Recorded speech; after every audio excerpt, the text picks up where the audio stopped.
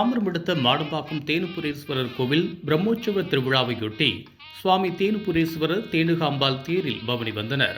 தாம்பரம் அடுத்த மாடம்பாக்கத்தில் 1200 ஆண்டுகள் பழமையான தேனுபுரீஸ்வரர் கோவில் உள்ளது.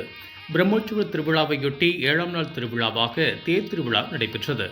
அலங்காரம் செய்யப்பட்ட தேரில் தேனுகாம்பாள் சமேத தேனுபுரீஸ்வரர் அமர்ந்தவாறு தேரில் வலம் வந்தனர். பொய்க்கால் குதிரை, மயிலாட்டம், ஒயிலாட்டம் மற்றும் சகல வாத்தியங்கள் முழங்க யானை வாகனம் முன்பாக செல்ல அதனைத் தொடர்ந்து வந்த தேரை பக்தர்கள் வடம் பிடித்து இழுத்துச் சென்றனர். திருத்தேர் திருவிழாவையொட்டி இந்து சமய அறநிலைத்துறை அதிகாரிகள், காவல்துறையினர் பலத்த பாதுகாப்பு ஏற்பாடுகளை செய்திருந்தனர். உபயதாரர்கள் ஏற்பாட்டில் பல நூற்றுக்கணக்கானவர்களுக்கு உணவுகள் வழங்கப்பட்டது.